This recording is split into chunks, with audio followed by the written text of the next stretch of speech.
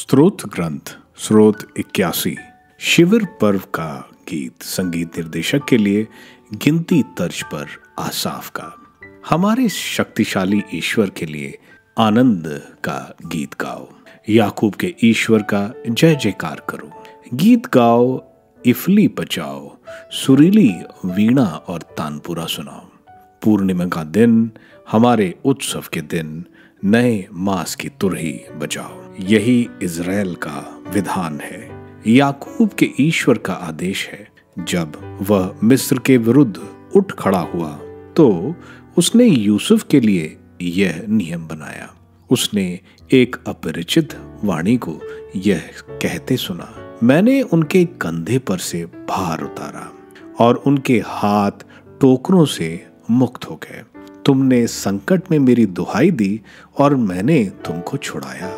मैंने अदृश्य रहकर तुमको मेघ के गर्जन में से उत्तर दिया। मैंने मरीबा के जलाशय के पास तुम्हारी परीक्षा ली।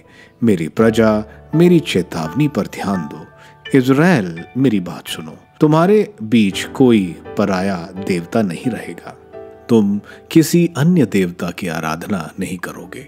मैं ही तुम्हारा प्रभु ईश्वर हूँ।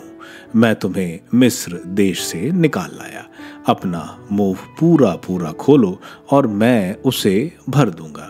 मेरी प्रजा ने मेरी वाणी पर ध्यान नहीं दिया। इज़राइल ने मेरे एक भी नहीं मानी। इसलिए मैंने उस हठकर्मी प्रजा का परित्याग किया और वह मनमाना आचरण करने लगी।